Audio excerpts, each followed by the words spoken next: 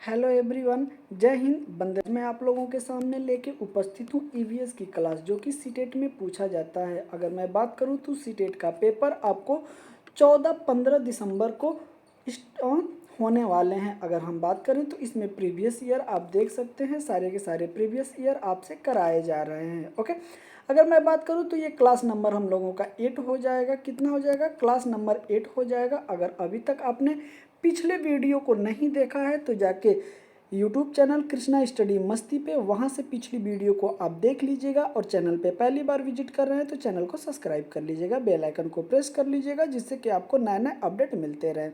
तो आइए हम लोग सेशन को स्टार्ट करते हैं। और सेशन को स्टार्ट करने से पहले एक प्यारा सा कोटेशन किसी ने क्या खूब लिखा है कि पढ़ रहा हूँ मैं इश्क की किताब ए दोस्तों, पढ़ रहा हूँ मैं इश्क की किताब ए दोस्तों, अगर बन गया वकील, अगर बन गया वकील तो बेवफाओं की खैर नहीं।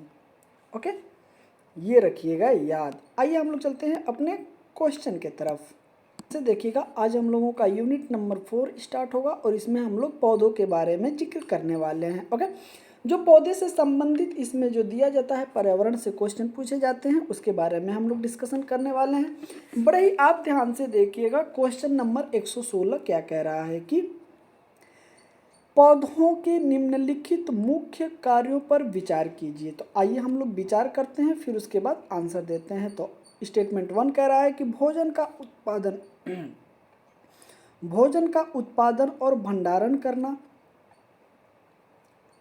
बी कह रहा है कि पौधों को शक्ति और सहारा देना।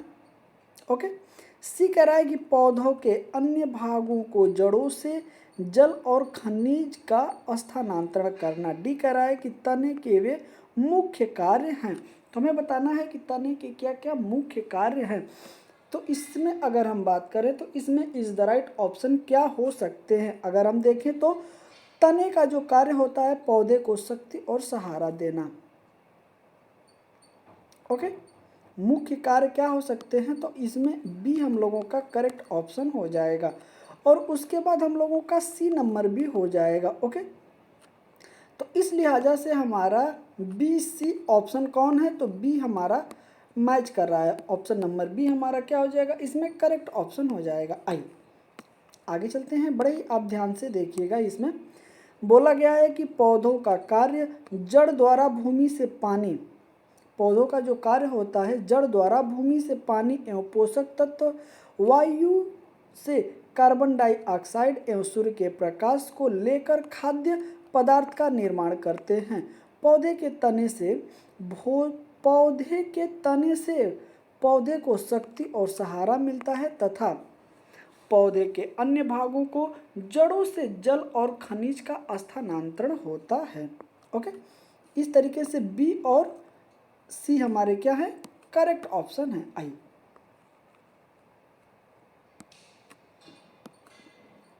क्वेश्चन नंबर 117 देखिएगा कि बीज, उसके बाद ऑप्शन नंबर ए कह रहा है कि सजीव है क्योंकि यह पौधे का भाग है, और उसके बाद बी कह रहा है कि निर्जीव है क्योंकि हम इसको पका सकते हैं। सी कह रहा है कि निर्जीव है क्योंकि यह एक पौधे में वृद्धि कर सकता है, और डी कह रहा है कि निर्जीव है जैसा कि हम श्वसन नहीं कर सकते। अगर मैं बात करूं क्वेश्चन नंबर 117 का, तो इसका is the right option C हो जाएगा। यह क्या है? सजीव है। क्या है? सजीव है क्योंकि यह एक पौधे में वृद्धि कर सकता है। ओके, तो ऑप्शन नंबर सी हमारा क्या हो जाएगा? करेक्ट ऑप्शन हो जाएगा। आइए बड़े ही ध्यान से देखिएगा कि बीज पादप का सजीव भाग होता है क्योंकि इसमें भ्रूण उपस्थित होकर नए पादप को जन्म देता है और पौधों में वृद्धि करता है। पौधे के बीज में भविष्य का पौधा भ्रूण के रूप में होता है। बीज भ्रूण किसी बीज या कली का हिस्सा होता है जिसमें पौधे की जड़ें, तने और पत्तियों की शुरुआत रूप लेता है। ओके, तो इस तरीके से भी आप क्वेश्चन को याद कर सकते हैं। आइए बड़े ही ध्यान से देखिएगा, यहाँ पे दिया गया है अभिकथन। ओके, और यहाँ पे दिया गया है तर्क। तो अभिकथन में क्या कहा गया है कि झूम खेती में खरपतवार को उखाड़ने के स्थान पर काटा और जला दिया जाता है। तर्क कह रहा है कि राख मिट्टी में मिल जाती है जिससे कि मिट्टी की उर्वरा बढ़ जाती है। आइए ऑप्शन पे हम देखते हैं सही विकल्प हम लोगों का क्या है। ए और आर दोनों सही है, आर जो है ए की व्याख्या करता है। बी कह रहा है कि ए आर दोनों सही है लेकिन आर जो है ए की व्याख्या नहीं करता है। सी कह रहा है कि ए सही है परंतु आर गलत है। और डी कह रहा है कि ए और आर दोनों गलत हैं। अगर मैं बात करूं तो इसका इज द राइट ऑप्शन क्या हो जाएगा, इसका is the right option option number A हो जाएगा। ओके, दोनों सही है और आर जो है ए की व्याख्या कर रहा है। ओके, आइए, उम्मीद है कि आपको अच्छे तरीके से समझ में आ रहे होंगे। जैसे दिया है कि झूम खेती में खरपतवार को उखाड़ने के स्थान पर काटा और जला दिया जाता है। तर्क कह रहा है कि राख मिट्टी में मिल जाती है जिससे कि मिट्टी की उर्वरा शक्ति बढ़ जाती है। ए और आर दोनों सही है और आर जो है ए की व्याख्या करता है। मिजोरम राज्य में झूम कृषि की प्रथा सामान्य है। झूम कृषि को स्थानांतरण कृषि के नाम से भी जाना जाता है। ओके, आइए आगे चलते हैं। अगले क्वेश्चन को अब बड़े ही ध्यान से देखिएगा। यहाँ पे भी अभी कथन दिया गया है और नीचे क्या है तो तर्क दिया गया है। ये है कि शकरकंद एक जड़ है और बी कह रहा है कि यह भोजन खाद्य संग्रहित करती है। तो सही विकल्प हमें चुनना है। ऑप्शन नंबर ए कह रहा है कि ए और आर दोनों सही है, आर जो है ए की व्याख्या करता है। बी कह रहा है कि ए और आर दोनों सही है, आर जो है कि ए की व्याख्या नहीं करता है। सी कह रहा है कि ए सही है लेकिन आर गलत है। और डी कह रहा है कि ए और आर दोनों ही गलत है। अगर मैं बात करूं क्वेश्चन नंबर 119 की तो इसका इज द राइट ऑप्शन इसमें बी हो जाएगा। क्या हो जाएगा, बी हो जाएगा। दोनों ही ऑप्शन, दोनों ही स्टेटमेंट बिल्कुल सही है लेकिन आर जो है ए का सही व्याख्या नहीं करता है। ओके, तो इस तरीके से हमारा क्या हो जाएगा, बी ऑप्शन करेक्ट हो जाएगा। आइए चलते हैं आगे। चलिए देखिए, शकरकंद एक जड़ है। तर्क जो है कि यह भोजन खाद्य पदार्थ संग्रहित करती है। ए और आर दोनों सही है लेकिन जो है कि आर इसकी सही व्याख्या नहीं करता है। शकरकंद एक भूमिगत संरचना है जो भोजन का भंडारण करती है लेकिन पौधे में भोजन पत्तियों से तैयार किया जाता है। शकरकंद का खाया जाने वाला जो भाग होता है वो रूपांतरित जड़ होता है। यह भी एक प्रकार का अपस्थानिक जड़ ही माना जाना जाता है। ओके, तो जो शकरकंद होता है वो क्या होता है, उसका जो भाग रूपांतरित जड़ को हम लोग क्या करते हैं, खाते हैं। ओके, आइए आगे चलते हैं। आगे आप बड़े ही ध्यान से देखिएगा क्वेश्चन नंबर 120 को। ओके, बोला गया है कि टेपियोका कसावा पौधे का खाने योग्य हिस्सा ए है और यह बी में उगाया जाता है। तो ए और बी क्रमशः क्या है तो हमें बताना है। ओके, ऑप्शन नंबर ए कह रहा है कि पत्ती मेघालय, डंठल कश्मीर, जड़ केरल, फूल तमिलनाडु। तुम्हें बताना है क्या, टैपियोका। टैपियोका जो पौधा होता है उसके बारे में जिक्र करना है। तो ये क्या है, तो टैपियोका जो खाए जाने वाला हिस्सा है उसे हम क्या कहते हैं, जड़। क्या कहते हैं, जड़। और यह उगाया जाता है कहाँ, तो केरल में।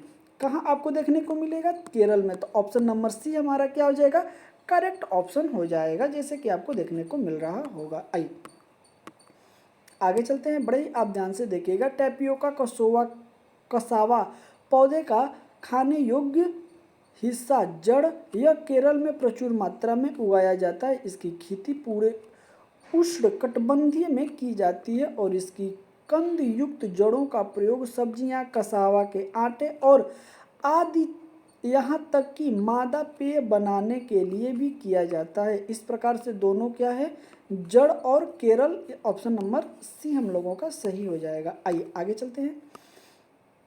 आगे बड़े ही आप ध्यान से देखिएगा, इसमें दिया गया है कि खेजड़ी वृक्ष के बारे में निम्नलिखित कथनों पर विचार कीजिए। तो आइए हम लोग एक एक करके विचार करते हैं और इसके बारे में समझते हैं क्या कहा गया है।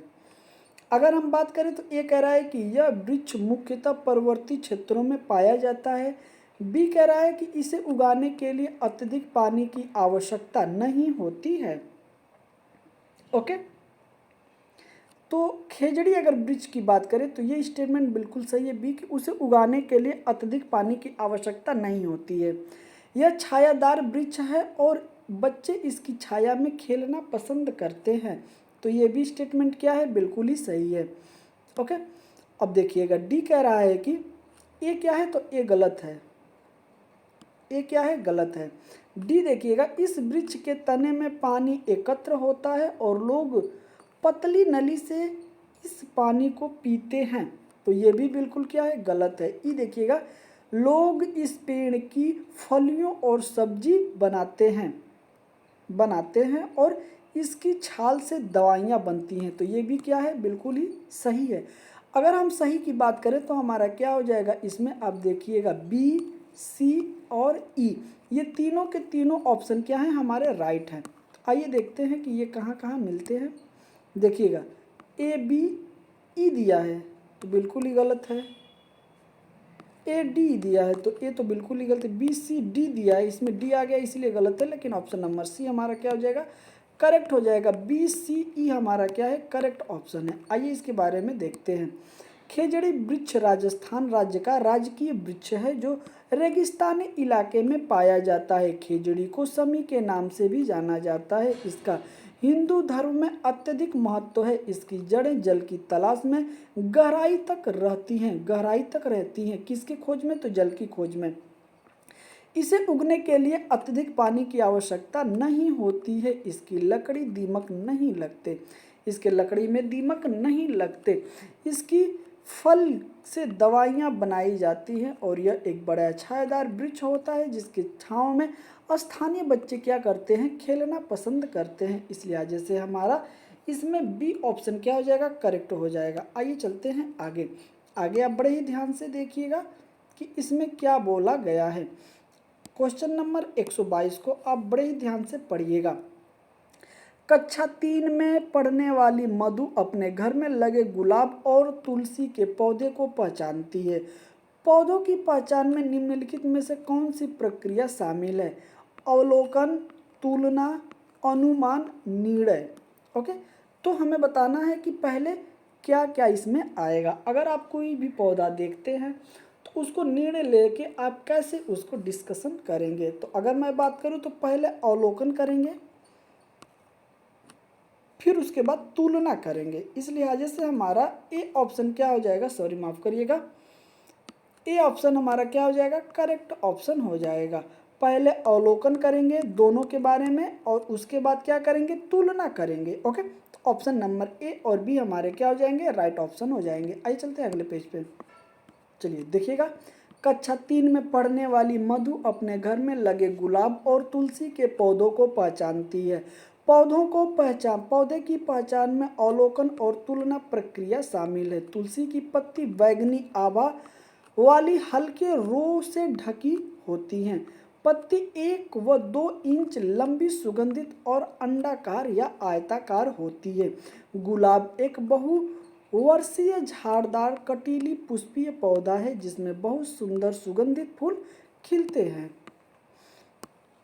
आगे देखिए क्या बोला गया। अवलोकन को अंग्रेजी में ऑब्जर्वेशन कहा जाता है जिसका अर्थ होता है निरीक्षण करना, परीक्षण करना या ध्यान से देखना। ओके, तो ऐसे भी करके आपसे क्वेश्चन पूछे जा सकते हैं।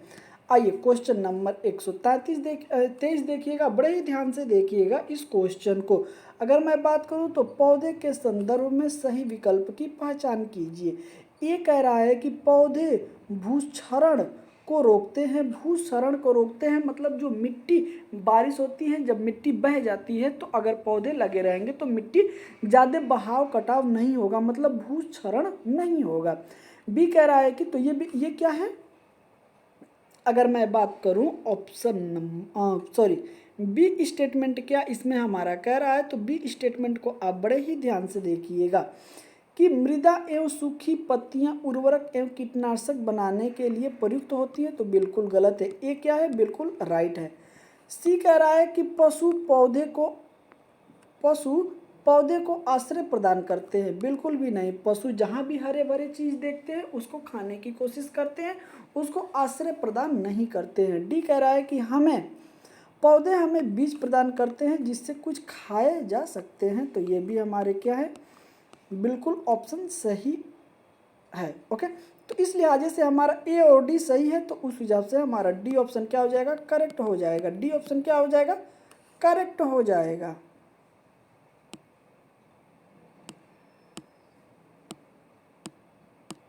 सॉरी, माफ़ करिएगा, थोड़ा सा मिस्टेक हो गया था। आइए, तो इसका ऑप्शन नंबर डी क्या हो जाएगा, करेक्ट ऑप्शन हो जाएगा। ओके, डी ऑप्शन क्या हो जाएगा, करेक्ट हो जाएगा। आइए इसके बारे में करके हम देखते हैं। पेड़ पौधे का मानव जीवन में बड़ा महत्व होता है। ये हमें न सिर्फ ऑक्सीजन देते हैं बल्कि अनेक प्रकार के फूल, फल, जड़ी बूटियां और लकड़ियां आदि भी देते हैं। घर के आसपास पौधारोपण करने से गर्मी, भूक्षरण और धूल आदि की समस्या से क्या होता है, तो बच सकते हैं। आगे देखिएगा क्या बोला गया है कि पौधे के संदर्भ में सही अगर क्या है तो पौधे जो है कि भूक्षरण को रोकते हैं। पौधे हमें बीज प्रदान करते हैं जिसमें से कुछ खाए जा सकते हैं। ओके, जैसे कि ऊपर आपको बताया गया है। आइए, अगर मैं बात करूं क्वेश्चन नंबर 124 को, अब बहुत ही ध्यान से देखिएगा। पौधे के भागों तथा उनके कार्यों, भूमिकाओं को नीचे बताया गया है, जिस सबसे उपयुक्त कथन को चुनना है। ए की अगर हम बात करें तो ए कह रहा है हमारा कि पौधे, जड़ें पौधे को पत्ती से जोड़ती हैं, जड़ें पौधे को पत्ती से जोड़ती हैं। बी कह रहा है कि फल परागण में सहायक करते हैं। और सी कह रहा है कि फूल पौधे के प्रजनन अंग होते हैं। और डी कह रहा है कि पौधे का ऊपरी भाग को सहारा देते हैं। पत्ते जो है कि पौधे के ऊपरी भाग को सहारा देते हैं। इस लिहाजे से हमारा इज द राइट ऑप्शन इसमें सी करेक्ट हो जाएगा, क्योंकि जो फूल होते हैं वो प्रजनन अंग होते हैं पौधों के। ओके, आइए अब अगर आगे आता है तो हम लोग उसके बारे में भी डिस्कशन करेंगे, जिसमें पुकेसर, ओके, और जिसमें होता है ये सारी चीज़ें, पुंकेसर हो गया और जो है कि जनन भाग उसके क्या होते हैं, तो सारी चीज़ों को हम लोग अगर आगे अगर आता है तो हमें लगता है कि कहीं ना कहीं ये क्वेश्चन मिल ही जाएगा, जो कि उसके बारे में एक हमारा विस्तृत चर्चा हो सकती है। तो आइए आगे चलते हैं, देखिएगा। पादप या पौधों में भी नर और मादा जनन अंग होते हैं। पौधे के ये जनन अंग पुष्पों और फलों के भीतर पाए जाने वाले बीजों में पाए जाते हैं। ऐसे पौधों को आवृत्ति बीज कहा जाता है। ओके, क्या कहा जाता है, आवृत्ति बीज। पुष्पीय पौधे कहते हैं क्योंकि ये लैंगिक प्रजनन पद्धति द्वारा प्रजनन करते हैं। ज़्यादातर पौधों के फूल में ही नर और मादा प्रजनन होते हैं। एक ही पुष्प में नर और मादा प्रजनन अंग होते हैं। ऐसे पुष्प जो होते हैं नर और मादा युग्मक बनाकर निषेचन को सुनिश्चित करते हैं, ताकि पौधे के प्रजनन के लिए नए बीज तैयार हो सके। अतः फूल पौधे के प्रजनन अंग होते हैं। आइए क्वेश्चन नंबर आप 25 को 125 को बहुत ही ध्यान से देखिएगा कि भौतिक विशेषताओं के आधार पर कद्दू के पौधे को इसमें वर्गीकृत किया जा सकता है। ऑप्शन नंबर ए कह रहा है कि आरोही लता में, बी कह रहा है कि झाड़ी में, सी कह रहा है सर्पी विसर्पी लता, और डी कह रहा है कि शाक। अगर मैं बात करूं क्वेश्चन नंबर 125 का, तो इसका is the right option B हो जाएगा। विसर्पी लता के रूप में हम उसको जानते हैं। ओके, आइए आगे चलते हैं अगले पेज पे। चलिए देखिएगा कि भौतिक विशेषताओं के आधार पर कद्दू से पौधे को जो है कि विसर्पी लता में वर्गीकृत किया जा सकता है। कुछ पौधों का तना इतना कमजोर होता है कि ये अपने आप खड़े नहीं होते तथा इसे किसी तरह से तब इस तरह के पौधे जमीन पर ही आगे बढ़ते हैं तथा उन्हें विसर्पी लता कहते हैं। जैसे लौकी हो गया, कद्दू हो गया, तरबूज हो गया आदि। तब कमजोर तने वाले पौधे किसी सहारे पर चढ़ जाते हैं तो इसे अवरोही लता भी कहा जाता है। जैसे कि अंगूर हो गया, खीरा हो गया, मनी प्लांट हो गया, ये सारे पौधे इस कैटेगरी में गिने जाते हैं। आइए आगे हम बात करते हैं 126 नंबर को। आप बड़े ही ध्यान से देखिएगा कि बीजों का अंकुरण किसकी उपस्थिति में हो सकता है। ऑप्शन नंबर ए कह रहा है सूर्य के प्रकाश, बी कह रहा है वायु, डी कह रहा है नमी, और सी कह रहा है नमी, और डी कह रहा है कि मध्यम ताप। अगर मैं बात करूं तो इसका इज द राइट ऑप्शन हमारा एक करेक्ट ऑप्शन हो जाएगा। सूर्य का प्रकाश। ऑप्शन नंबर ए क्या हो जाएगा, करेक्ट ऑप्शन हो जाएगा। आइए आगे चलते हैं। आप इसको देखिएगा बड़े ही ध्यान से कि बीज का अंकुरण जो होता है सूर्य के प्रकाश की अनुपस्थिति में हो सकता है। उपयुक्त नमी, उपयुक्त तापमान और ऑक्सीजन अथवा वायु की आपूर्ति बीज अंकुरण के लिए प्रमुख आवश्यक कारक हैं। अधिकांश बीज प्रकाश या अंधेरे से प्रभावित नहीं होते हैं। कई पौधे के बीज प्रकाश उदासीन या गैर विफो प्लास्टिक है अथवा जो होता है प्रकाश की उपस्थिति या अनुपस्थिति से उनका अंकुरण प्रभावित नहीं होता है। आगे देखिएगा क्या बोला गया है कि बीजों के अंकुरण के लिए लगभग 25 से 30 डिग्री सेल्सियस तक तापमान आवश्यकता होती है। बीज अंकुरण के लिए जल और ऑक्सीजन ऊर्जा का एक महत्वपूर्ण और आवश्यक क्या है तो स्रोत के रूप में देखा जा सकता है। आइए क्वेश्चन नंबर अगर हम बात करते हैं 127 नंबर, तो 127 नंबर को आप बहुत ही ध्यान से देखिएगा।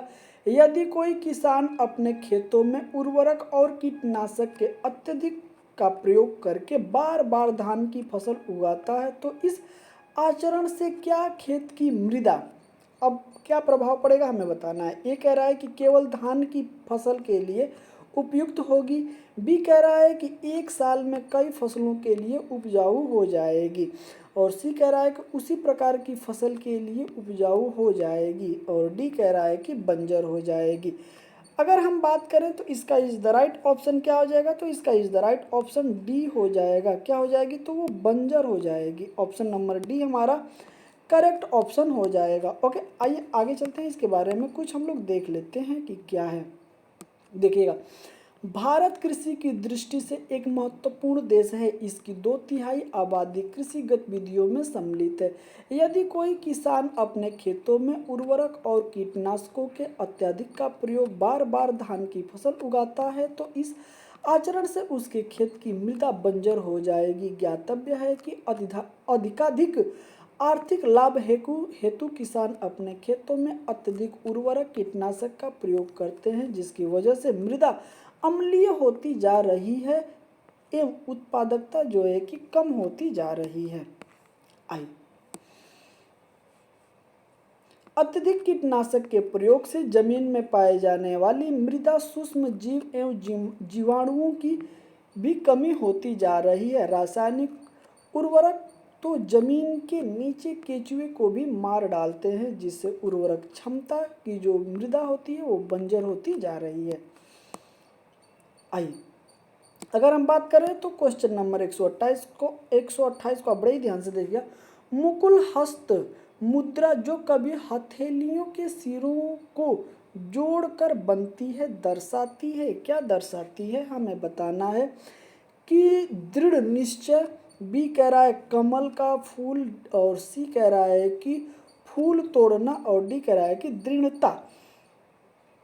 अगर मैं बात करूं क्वेश्चन नंबर 128 का तो इसका is the right option B हो जाएगा। कमल का फूल की तरह दर्शाती है। बी ऑप्शन क्या हो जाएगा, करेक्ट हो जाएगा। आइए चलते हैं अपने अगले क्वेश्चन पे। मुकुल का अर्थ कली होता है। ओके, कई बार जब सभी पंजु अंगुलियों को एक साथ मिलाया जाता है तो सिरे पर एक दूसरे को स्पर्श किया जाता है जो मुकुल हस्त प्राप्त होता है। मुकुल हस्त मुद्रा को बिक हस्त मुद्रा भी कहते हैं। यह एक अत्यंत सरल मुद्रा है जिससे विभिन्न प्रकार के शारीरिक और मानसिक लाभ के लिए किया जाता है। यह कमल के फूल खिलने का प्रतिनिधित्व करता है। इस मुद्रा को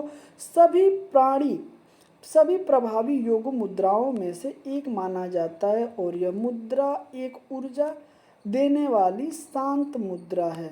ओके, तो इस तरीके से भी आप याद रखिएगा। आइए क्वेश्चन नंबर 129 देखिएगा, क्योंकि हम लोग एक एक करके क्वेश्चन के करीब जा रहे हैं अपने सेशन के लास्ट के समय। 129 नंबर कह रहा है कि पाठ अमृता की कहानी। ओके, जो हम लोगों का अभ्यास है उसे हम कहते हैं अमृता की कहानी। ओके, अमृता की कहानी का जो पाठ है उसमें देखिए मैं ग्रामीण खेजली का उसका नाम मिलता है। तो क्या है? ऑप्शन नंबर ए कह रहा है कि पूर्वजों से, बी कह रहा है वहाँ निकास करने वाले बच्चों से, और सी कह रहा है कि वहाँ उगने वाले वृक्षों से, और डी कह रहा है कि पंचायत के स्थान सदस्यों से। अगर मैं बात करूँ तो इसका is the right option C हो जाएगा, वहाँ उगने वाले वृक्षों से। ओके, ऑप्शन नंबर सी क्या हो जाएगा? करेक्ट ऑप्शन हो जाएगा। आई देखिएगा, पाठ अमृता की कहानी में खेजली भारत के राजस्थान के जोधपुर जिले का एक गांव है। कस्बे का नाम वहां उगने वाले खेजड़ी पेड़ों से लिया गया है जो गांव में बहुआयत में थे। इस गांव में 367 बिश्नोइयों को, जो कि 1730 ईस्वी में हर पेड़ की रक्षा के लिए अपने प्राण की आहुति देनी पड़ी थी। तो कौन है? बिश्नोई समाज है। बिश्नोई समाज को आप देखिएगा कि इन्होंने क्या किया है। तो इन्होंने उन 1730 ईस्वी में क्या किया था? अपने प्राणों की आहुति दिया था। ओके, और कितने? तो 363 थे। ओके, आइए, लॉरेंस बिश्नोई भी इस समय छाए हुए हैं, ये भी आपको देखने का विषय है। ओके, आइए, क्वेश्चन नंबर 130 इस सेशन का हमारा लास्ट क्वेश्चन होगा। इसमें क्या बोला गया है आप बड़े ही ध्यान से देखिएगा कि आहारी रेशों के विषय में निम्नलिखित में से कौन सा सत्य नहीं है? नहीं है। ऑप्शन नंबर ए कह रहा है कि हमारे शरीर को पोषण देना, बी कह रहा है कि रुक्षांश भी कहा जाता है, सी कह रहा है कि हमारे शरीर को अपाचित भोजन से छुटकारा पाने में मदद करते हैं, और डी कह रहा है कि हमारे मुख्यतः पौधों द्वारा प्रदान किया जाता है। अगर मैं बात करूं 130 नंबर का, तो इसका इज द राइट ऑप्शन हमारा ए करेक्ट ऑप्शन हो जाएगा। ए क्या हो जाएगा? करेक्ट ऑप्शन हो जाएगा, हमारे शरीर को पोषण देना। ओके, आई देखिएगा, आहारी रेशा, आहार में उपस्थित रेशे तत्व को कहते हैं। ये मुख्यतः पौधों के द्वारा प्रदान किए जाते हैं। ये स्वयं को अपाच्य होते हैं, परंतु हमारे शरीर को अपाचित भोजन से छुटकारा पाने में मदद करते हैं। इन्हें रुक्षांश भी कहा जाता है। ये हमारे शरीर को कोई पोषक तत्व प्रदान नहीं करते हैं, कोई भी पोषक तत्व प्रदान नहीं करते हैं, लेकिन हमारे भोजन का एक अनिवार्य घटक है, इसलिए विकल्प ए सही हो जाएगा। सेशन आपको कैसा लगा आप जरूर हमें कमेंट करके बताइएगा, और कितने क्वेश्चन आपके सही हुए हैं वो भी हमें कमेंट करके बताइएगा, और सेशन को थोड़ा लाइक शेयर कर दीजिएगा, जिससे कि अन्य लोगों के पास भी यह पहुंच सके जिन्हें भी सीटेट के एग्ज़ाम देने हैं। तो मुझे उम्मीद है कि सेशन आपको पसंद आए होंगे, और अब मैं अगले सेशन में आपसे मिलता हूं। तब तक के लिए जय हिंद, वंदे मातरम, अपना ख्याल रखिएगा।